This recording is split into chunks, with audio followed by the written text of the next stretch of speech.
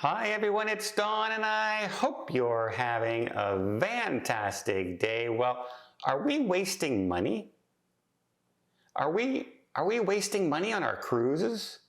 Because in some ways, I think we are. I think a lot of people are just tossing their money away.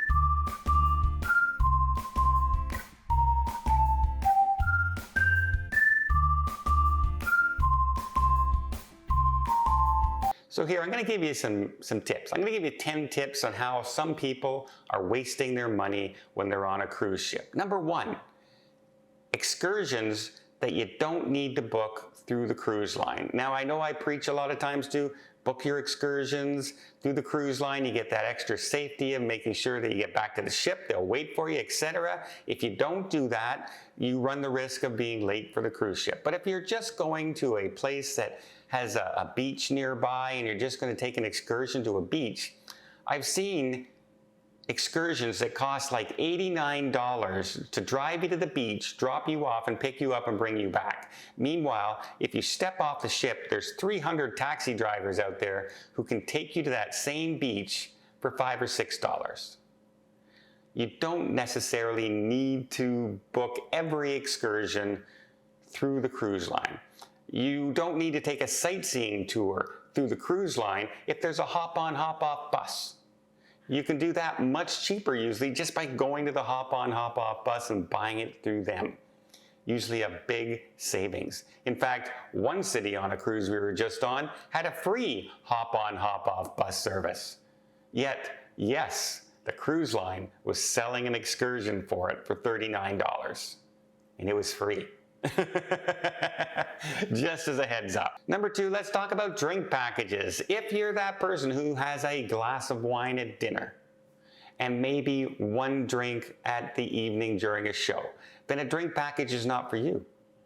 There's no way paying $59, $60 a day per person for a drink package, and then you have a $14 glass of wine and an $11.50 glass of rum and coke is anywhere comparable.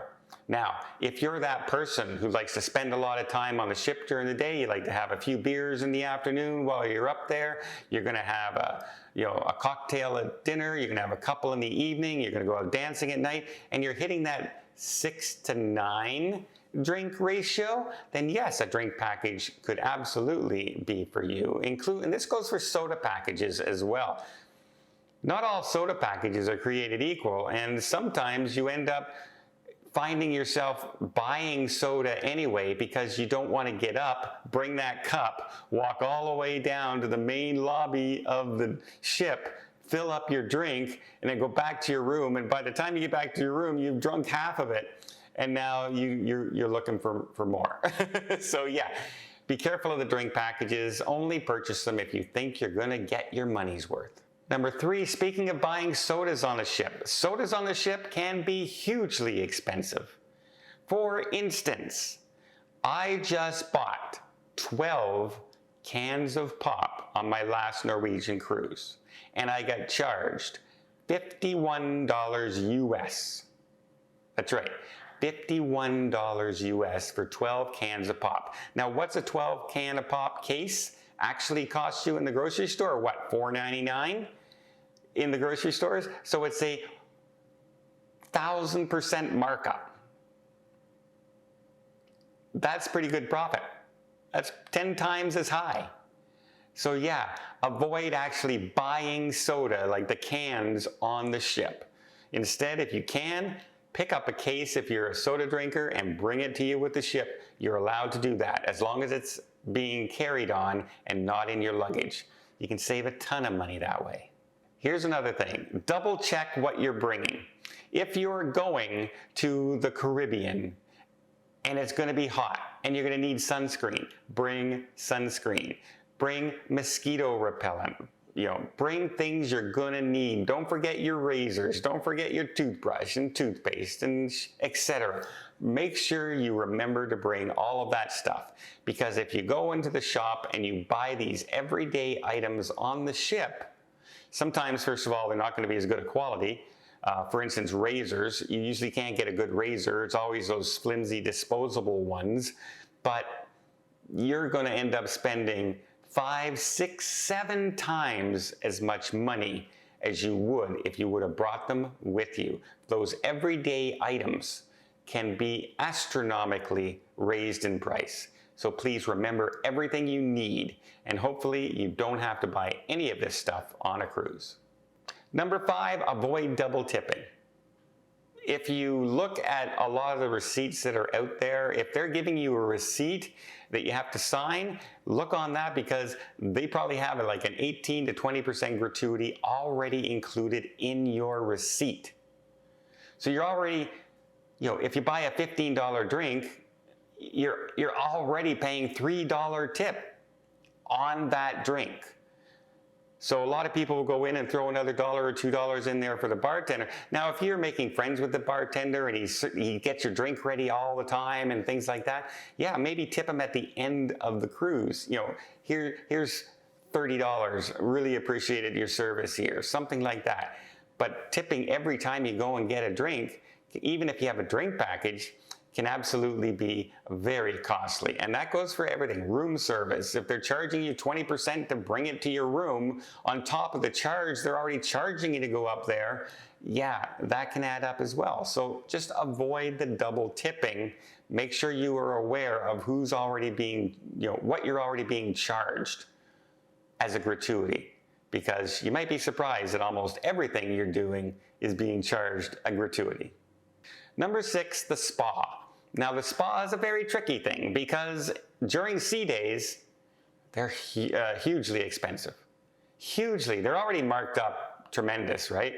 But yeah, sea days are especially expensive. Now, if you want to go and get something like a massage or a treatment or anything like that, the best days to do it are on port days.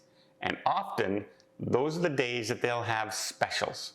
They'll announce, 40% off, 30% off this package, because people are away and the spa is not as busy. The best day to visit a thermal suite is on a port day because less people are there. You go to the thermal suite on a sea day on a ship that has 4,000 people on it, it's going to be crowded in the thermal suite.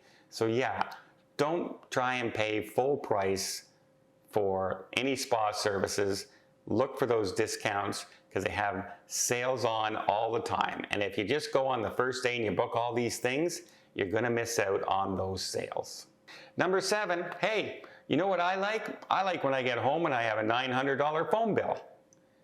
Actually, no, I don't like that. And people who forget to put their phone on airplane mode when they're on the cruise ship often find that's the case when they get back home, because the roaming charges. And I've explained this a few times, but let me explain it one more time. No international package, no phone package, no nothing that you can buy right now covers the satellite systems at sea. So if you get a certain distance away from a cruise port and your phone picks up one of those satellites, now you're being charged the satellite roaming rates.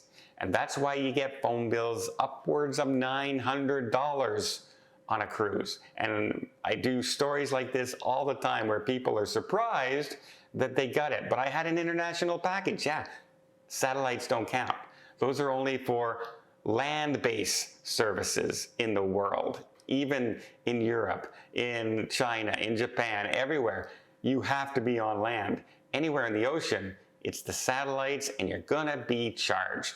So flight mode on your phone is your best friend. Number 8, be aware of the room service charges. Some cruise lines charge per item now.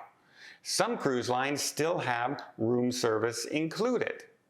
Some charge for breakfast, some don't charge for breakfast, and some charge a single fee, but you can order as much as you want. Don't assume every cruise line is exactly the same. In fact, some now have packages you can buy that now include free room service. So it's very tricky. Investigate before you start ordering room service. As a person who has to work a lot on cruise ships, I order room service a lot.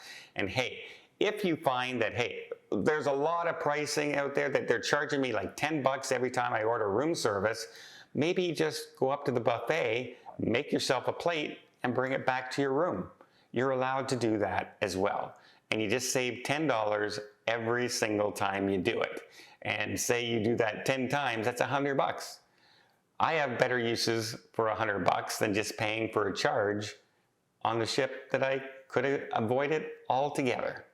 Here's another thing a lot of people forget. They'll just use their bank card or something. Use a card on your ship to pay for all the different things you're buying, excursions, etc. Use a card that gives you points. If you're a frequent air traveler, use a card that gives you those air mile points. If you're collecting Walmart points, use a card that gives you the Walmart points. Use the cards that give you the points you want. You'd be surprised how fast it adds up. Some cards even have bonuses if you're traveling when you're using the card. Like my card that I'm using right now with American Express gives me extra points if I'm booking through a certain airline, but they also give me extra point if it's a travel destination. So if I'm on a cruise ship, I get 25% extra points. It helps. It adds up a lot, especially the more you travel. Why not earn something back, on your expensive cruise? Why not? And finally, number 10, I'm not a person who does a lot of shopping on cruise ships. I buy my ship models, I buy those, but I don't buy a lot of other stuff on cruise ships very often because the prices are just so high.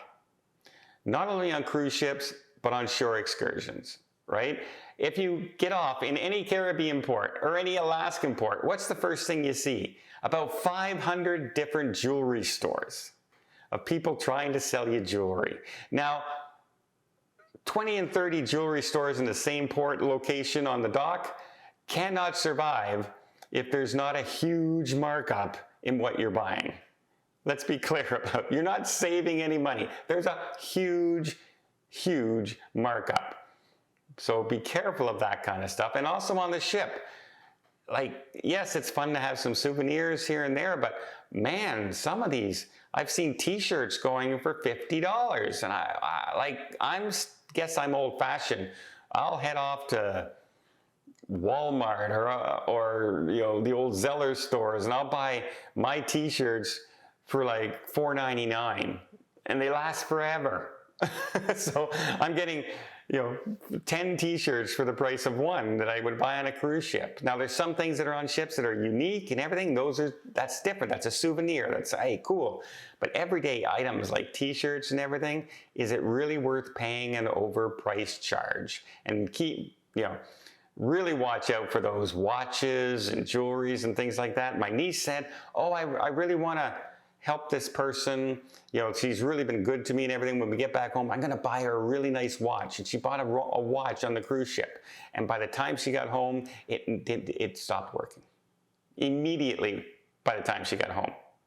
In fact, the dials just were flipping around like this. They just weren't working. So yeah, it's much better to buy it in your own home city where you can return it easier, and the price markup isn't as bad. So yeah, any kind of shopping on a cruise ship is gonna cost you some extra money, and a lot of times you're just throwing your money away. Well, I hope you appreciate this tip video. If you did, please give it a thumbs up. Want to see more tips, more tricks, more travel vlogs from around the world? Hit that subscribe button. Until next time, have yourself a safe and a great vacation.